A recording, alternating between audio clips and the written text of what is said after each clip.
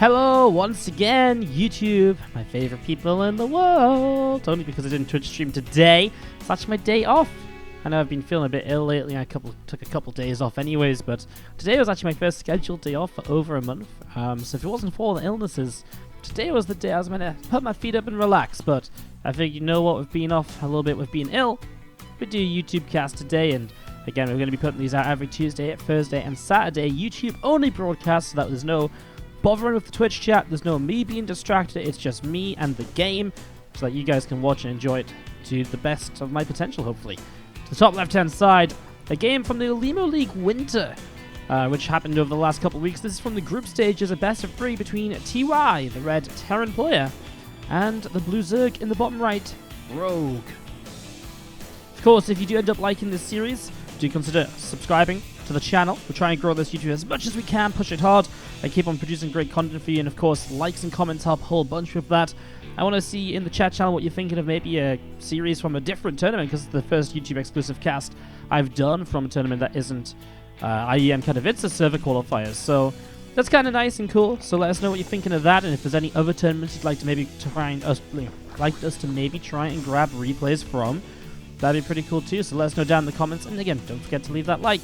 But for now, as always, it's time to jump in and talk about this ZVT matchup. So we've got Rogue, opening hatch gas and pool, 2017 world champion. Did pretty well in 2018 as well, went through and won IEM Katowice, which funnily enough is coming up again in a couple of weeks' time now. And here he is playing the Olimoleague online tournament, the Olimoleague Winter. Now, Olimoleague is obviously one of the longest running Korean tournaments, and you guys can actually get these replays for yourselves as well. If you check out the Patreon for Olimoleague, I'll put the link for that down below in the description. Definitely worth checking out, because it's a crowd-funded tournament that is driven by the community, and it's for the community, and it's awesome. Brings amazing games week after week, and the Olimoleague Winter was just a bit of a larger kind of culmination of like the latter half of 2018 that again is just wrapped up in preparations for that overall 2019 year to truly begin, even though this ended in 2019. We always have that thing, don't we, where in esports it's like you have the January finals in February and stuff like that. It's one of those things we just kind of accept. So that's what Olimoleague Winter was designed to be. Group stages into a single elimination playoff. And yeah, Rogue is definitely one of these players who has been impressing us throughout 2018, and excited to see what he's going to bring to the table in 2019. He qualified for IEM Katowice already as well, so he doesn't have to play through the open bracket. He just gets seeded straight into the group stages. And of course, TY was actually the IEM Katowice champion the year before as well. So we actually have the 2017, then the 2018 IEM Katowice champions up against each other here. So really, it's quite fitting, isn't it, all this Katowice talk? Anyways, let's talk about the game and the build orders. This is a very fast second Rax, and it will be a 3cc. You can see by the single gas here, TY is obviously planning something a little bit special, and this is a bit weirder than usual. After the Reaper, he went into 2 Marines to be able to afford the factory that little bit faster than the reactor. And now we're going to have a little bit of a swapperoo as the Rax goes to a tech lab, and the factory starts to reactor out Hellions. So a bit different to usual. Again, the 2 Marines here were hunting for an Overlord, but Rogue's kept his Overlords pretty far back. And I wonder if that's because he's played against TY before recently, and he's just like, yeah, you know what? I kind of know what you're doing with those early Marines, and I'm not losing an Overlord to that. So the idea of trying to hunt down an Overlord early game has not quite worked out from TY, who, in the meantime, though, goes into a very fast stim. Not the fastest 3rd CC we've seen. It could have been faster if it came down before the second Rax. So the second Rax adds a little bit of a weird sort of push to this, really, because you're going to get Stim, Hellions, and a good amount of Marines while being on free base economy. I do wonder sort of what might be done here by TY, what the sort of plan is. And as you do see that Reaper and a couple of Hellions from TY pulling away back toward the upper left-hand side. Now the starport drops down on the reactors, the factory lifting off and moving to the tech lab as well. Command center dropping into the side as we mentioned before. That's the 3rd CC to move into position. And with the map control that you have, you can move that into location pretty quickly, honestly. There's nothing to really stop you. Rogue did build a Rotoran, but he hasn't put it to use just yet, realizing there hasn't really been any pressure. He's actually gone without making any units at all just yet, apart from the first 5 Zerglings and obviously a few Queens, which you make all the time. Reaper will hop into the main base to scout and sees the lair on the way up. Coming back down to the natural, doesn't quite see the Rotoran, so a little bit of information denied from here. as the two Hellions poke the front and then back away because the starport goes to reactor. So this is going to be two medevacs. So this is almost like a free CC 2-1-1 build. It's just because it's timed out a bit differently and so on, he was able to get a couple Hellions. It's weird though, isn't it? Like, he's going to have 2 Medivacs, 16 Marines with Stim. And it's going to hit, I mean, you're going to be moving out about 30, 45 seconds later than a 2-1-1, but you have a third CC. Well, as you see the Overseer coming in, you'll see the amount of Marines, so Rogue with a pretty good scout there. Actually, got 4 Hellions even. This is actually crazy. I'm very surprised by this build of TY. It's actually really, really, really cool. I mean, something that you just don't really see in TvZ, and again, very technical with the way that the add-ons have swapped around all over the place multiple times. I mean, the factory is now in a tech lab building up siege tanks for defensive purposes, and the starport builds its own reactor, making space for extra marine production on this one. But let's watch this drop across the map, because already the first creep gym being cleaned out.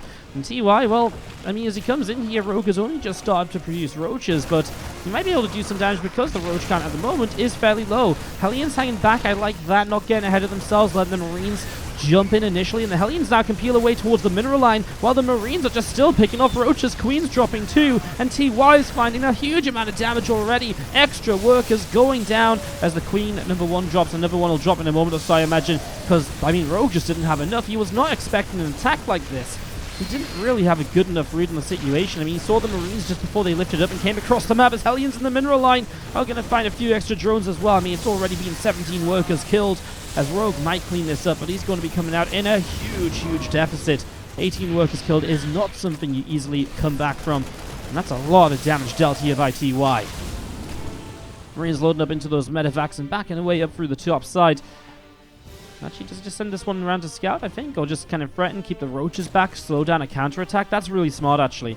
By kind of, you know, pretending that this medevac has something in it, these roaches are like, no, I'm just going to watch the mineral line, just in case Rogue decided to go across the map, because then TY gets himself some extra time to get another tank out, finish upgrades, set up a bunker, for example. It just defends him against one of the things that, or saves him a little bit against one of the things that might just straight up kill him in the next few moments. Well, +1 missiles and +1 carapace on the way from Rogue on those Evo chambers on the right side. Marines coming in there and sniping down an Overlord that was just chilling on the high ground as well. There's more Marines, a couple tanks still just gathered together. Obviously, with the damage that TY did here, Rogue is trailing heavily. 11 workers down. TY's third CC was up pretty quickly. And again, this weird kind of hybrid of a build where it wasn't the fastest third CC, but it was pretty quick. It wasn't an all-out attack, but it was still quite aggressive. It's, again, really just caught Rogue a bit off guard, and well, now, Rogue with +1/+1 finishing, he will just go for a counterattack. He hasn't rebuilt his drone count past 53, and the Roach Ravager attack is coming. I mean, this is very expected. This is what TY's been preparing for. Bunker, tanks. He might just give up this third base for a few moments and defend the high ground instead. He does have a drop across the map, which comes in and already forces some drones off the mineral line, so far, equal workers lost on each side. I mean, it's the tanks here that are really going to save the day, and so far, the tanks are seemingly untouchable. Couple corrosive bars have connected, but not enough to kill them. Finally, tank number 1 goes down, but it's already been replaced by another tank up on the high ground. A few more Marines just continue to stream on in. While TY has lost a lot of workers, he still will come out even on workers for the moment. Obviously, this little drop over here did some good damage and bought some time as well. There's the giving up of the third base. I thought he might do that a bit sooner and use that high ground to defend, because it was where the tanks were initially. The Liberators now too, though. There's just too many units to corrosive bar from Rogue, and he's still committed to this attack. He knows for a fact if he backs away, TY is back down on a free base, and Rogue is just out on Roach Ravager, which is not a great composition. You know, you're really missing out on a lot of options there, as we see corrosive bars dropping again. And the Marines just continue to dodge away as the tank and siege is pulling back a little bit, and that Ravager of Rogue again going to go and gather up. So here we go, big army from Rogue and TY. Well, again, all he has to do is sit defensively. He's got 2 upgrades on the way in. I mean, you do want to retake the third if possible, right? And I think he does have the units to defend this third base. Let's see the first Ravagers coming in. I mean, again, you're using the bios to push back the Marines. And it's like, well, great, but then you're going to run into these Liberators. That Ravager gets picked off. If you run into the Liberators without bios, they're just going to deal endless amounts of damage. And the tanks as well, and that's the issue. I mean, if you wanted to kill all this now, it'd be, what, 3 bios per unit. So 3, 6, 9, 12, 18 bios needed. So that's 18 Ravagers. So it would take him like 2 sets of bios. And then you have to be in position as well. You're going to be losing units in that time. It's going to be pretty crazy. You see, the creep team are getting picked off. Roaches and the Ravagers continue to press in. Marines loading up. And TY will end up backing through to the center of the map once again. There's a few Marines now unloading on the right-hand side. Stimming through is going to find himself a couple of Overlords. There's a couple of Overlords going down and continue to go after more. Man, Rogue just keeps losing units somehow. I don't know how he's able to lose so much again and again. I mean, getting supply blocked here, only going to power up the attack from TY in the next few moments, you'd imagine. As TY just cleaned up a little bit of grid spread, perhaps in preparation for an attack across the map. Obviously has the medevac, so doesn't lose too much here, although it leaves this low health medevac behind, which is a bit of a mistake. Although how does it stay alive? Are you kidding me? TY has had everything go right for him this game, while poor Rogue has had pretty much everything go wrong. From a misread at the start, not quite prepared for the first attack. And then his own attack, I mean, it went okay-ish, but it really still didn't do enough to pull him back from the deficit he was in. I mean, yeah, delaying the third base and so on was nice, and maybe it gave him a chance if TY had made some mistakes, but TY didn't make any mistakes, and with the combined continued damage of TY, this is becoming a real problem, as there's just medevacs roaming all different sides of the map. And now some Banes are morphing in. Is Rogue just going to go for this once again? I'm not sure. Marine stimming down the right. We see a couple creep teamers being picked off. And a few Lings and Ravagers still running up this side as that medevac loads. And again, comes back up. Far left-hand side, SEV is mining away. Just going to be bringing the minerals long distance mining for the moment. But setting up a fourth base. Actually flies the main base down to that low ground. Although he has this fourth command center finish, which he's going to land in the forward position. Bit of an interesting way to do it. Not really kind of the standard, as Rogue has regained himself a 20 worker lead, but again, it's because his army supply is really down in the gutter, 85 to 123, and he's down on upgrades. Well, he's about to even up the carapace, but then you have +1 missiles and +1 melee, so it's neither here nor there on the +2 attack upgrades. Well, this bio army of TY should have a pretty good time, as you see a bunch of Banes just crashing in, not really doing enough. First of all, again, trying to make sure this army can't come too far forwards. The Liberators end up sieging up on the right side too, and is going to be able to pick away just a drone or so. Another Liberator to the natural, and this of course just keeps the mining really just negated from Rogue. He's not able to do anything. Now he's losing workers in that natural. We see the Queens coming in. They're not going to be able to actually push this back without taking losses. And actually that Queen's back in range, so that's 2 Queens down, and that's a mistake as here we go. Rogue going to try for the big fight. Marines, Marauders kiting away already. I mean, off of creep, the Banes just are never going to connect. And now it's only Ravagers, and Ravagers don't have any armor on them. They are going to just take a beating here. And there is no way you're going to be able to trade well enough to make this work out for you any longer. He doesn't have time to morph in Banelands either. And so TY, off the back of a very strong opening attack, has been able to close out game number 1 in his favor. And we're going to jump into game number 2 right now. So second game here taking place on Cyber Forest. Let's start up with those introductions. Up a game to the top left. The blue Terran player is TY. Channeling a little bit of my inner Maynard. Although, for my bad throat, I should probably try and relax it a little bit. And sorry if I do seem a little bit horsey here or there, guys. Just, again, battling a little bit of a bad throat. It's probably going to get a little bit better as I warm it up to the cast. But I noticed it cracking a little bit during the last game. So, hopefully it wasn't that bad. Hopefully you guys don't hate me. Just wanted to get some games out for you all. As we have to the bottom right side, our Red Zerg from Jin Green Wings, we have got Rogue. So Olimoleague again, we talked a lot about that, we talked a lot about Rogue and TY. What should we talk about at the start of this game? How's everyone's weekend going? Everyone doing good? Nah, that's my inner streamer talk to myself. I'm like, we should ask the chat what's going on, but you guys can't really reply to me. You can still let me know down in the comments, but whatever, alas. We'll just have to talk about StarCraft, which is seemingly what you guys kind of like about these YouTube-only casts. Again, the lack of distractions, etc. More to the point, more analysis, and in general, probably better quality of casting as well. Just because, again, I don't have all those other things going on that I have to pay attention to. Adminning, streaming, that sort of stuff. It's just straight-up focus. Also, I don't have to cast like 4 hours of matches in a row, which also helps deliver a pretty high-quality cast instead. So I'm down. I'm down. I like it. It's been actually a lot of fun doing these because it's really, for me, opened my eyes as to how I can improve on my casting, what I should try and maybe apply myself to when I'm streaming. Even though it is kind of difficult with the other things going on, I've definitely noticed things that I start doing during these casts that I miss during my streams. So it's pretty cool, I would say. It's been an eye-opener. And again, looking to continue doing these, so if you like them, let me know, and leave those likes. But alas, you probably want me to talk about the game. It has just been Hatch Gas Pool. It has just been a Reaper Expand once again, but again into Marines as a follow-up. TY does also build his initial structures down on the low ground ramp, which is a little bit interesting because it is not quite what you would usually expect. Usually, I mean, it does wall this off, but it means there's going to be a reactor in the wall. that's going to be very, very exposed. This time it's just one Marine while going into the reactor, not two Marines. Yeah, that reactor's super exposed. If this was anything like a Baneling bust, well, I mean, I guess it depends what stage of the game you're in, because usually if a Baneling bust comes super early, you could kill off, you know, a reactor and a depot up here.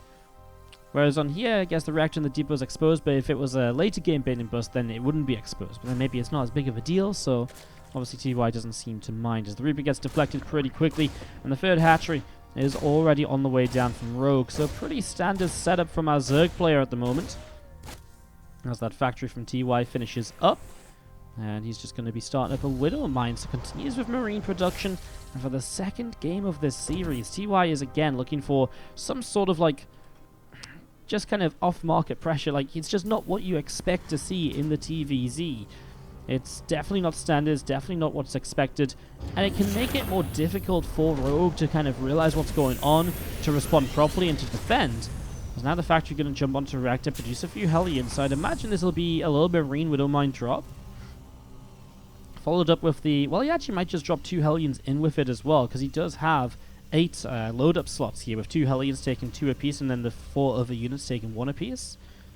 And maybe he can do that. Well, no, that's wrong, isn't it? Because he can't, Widow Mine takes 2 slots as well. Well, he could definitely still load up everything up. Oh, no. Well, maybe not anymore because of Marine. I mean, then it goes back to what I originally thought this was, which was just kind of the Widow Mine Marine drop, with the Hellions then running by at the same time. You hit your opponent in one location, and you hit them in the other, and it's likely one, you know, attack will do more than usual because it's powered up by the distraction of the other. Whether it's going to be the Hellions distracting for the Widow Mine, or it's the Widow Mine distracting for the Hellions, either could be fairly successful here for TY, as Rogue will drop down a Baneling Nest on the natural expansion.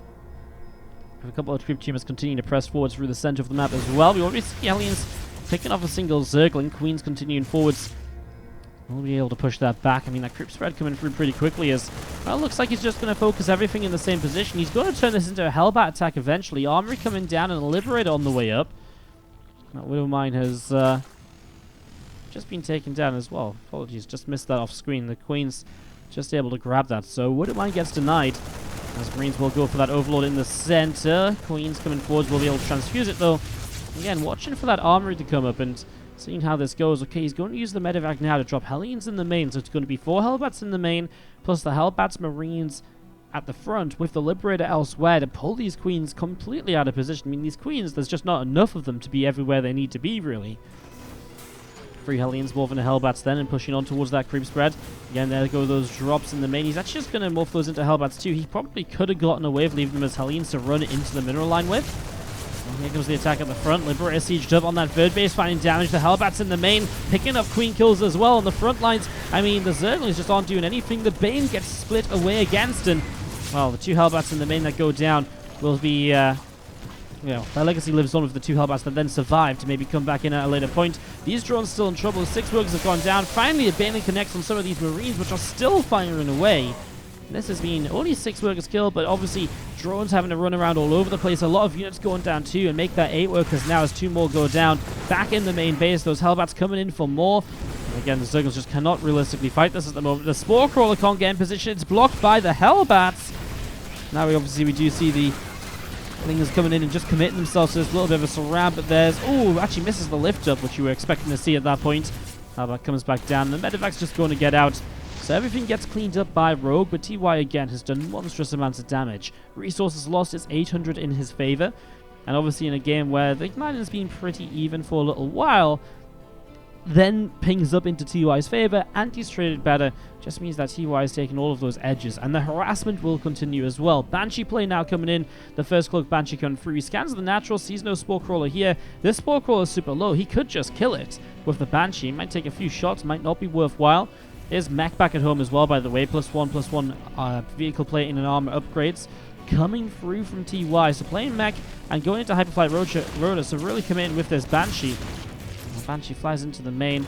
Well, now the natural is going to have a Spore Crawler on it as Banshee number 2 makes its way over to the right-hand side. So it doesn't look like the Banshees... Oh, maybe they will team up together.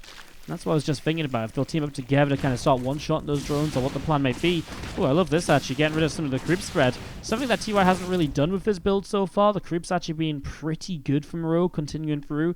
There's no scans to clean it out or anything, so the Banshee slowing that down a little bit is definitely going to help in a situation where you don't really want to be, you know, as TY, you don't really want to have to attack onto creep if you do end up going for a larger push. So the Banshee's definitely helping. This is, by the way, the mech style of just Hellion tank. For a little while, we saw that Hellion Cyclone style in TvZ, and it was like absolutely like, oh my god, why wouldn't you be playing Hellion Cyclone? Now it's like back to Hellion tank, good old kind of more regular mech, I suppose. As you see those Hellions getting off a change lane on the upper left-hand side, and again, just a few creep tumors pressing forwards in a few different directions. It's got to be commended, though. The creep spread from Rogue, despite all of the pressure, despite all of the attacks that have gone on so far, the creep spread here has been absolutely fantastic for him. Like, it's kind of surprising, actually, how good it is. It's kind of scary to think what it could have been if he hadn't been under pressure. Then, of course, I mean, you'd imagine if TY had done another build or something else, he would have been applying more pressure to the creep spread rather than directly to the mineral lines of Rogue. So that's kind of a null point by myself, I suppose. Impressive nonetheless. There's a few changes to get cleaned out. Those Banshees waiting for Hyperflight Rotors, and it looks like they'll be making their first movement on the map. Meanwhile, Rogue, his build in general has just been Ling, Bane, and Hydra. You can see a few extra Balins morphing in over on this right-hand side already. Banshees coming through and finding a couple of these creep tumors. Again, nicely done so far. Good, a little bit of damage to begin with. Newtaz Carapace on the way up. Infestation Pit's just over halfway done as well. And those Banshees, man, they're finding some creep tumors. They're pushing back the Hydras a little bit. They're just so fast, and that's the dangerous part of them. Especially until these Hydras have speed. I mean, yeah, they've got creep and so on, but before the Hydra speed upgrade kicks in, it's actually still kind of tough to catch these Banshees. So they're going to be having a pretty good time for the next minute or so still. We'll see what else they can do, as it looks like he's probably just thinking about more scans, more creep spread. He is just kind of, oh my god, the Raven comes in. You know what, it's funny as well, because so many people will be like, you know what, I've been saying for years, Terran players should just add a Raven. It does make so much sense, I think, when you've got this many Banshees. Well, if it goes down right now, that'd be really sad, and it is slow, so it is a bit of a scary thing to bring out on the map like this.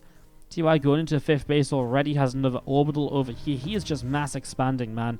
And this is how Terran players have been playing mech lately. You'll notice he's on 90 SCVs, which might seem like a lot, but the idea is just to get like an overwhelming amount of economy, so you can just start fighting and just keep fighting. Trade and trade and trade. It's a nice kill on the Extractor, actually. Not something you usually see targeted down in TvZ, but with this amount of Banshees, it is a prime target. It is easy to take down because it's low HP, and it has a big effect. It slows down gas mining, which of course affects Rogue's composition.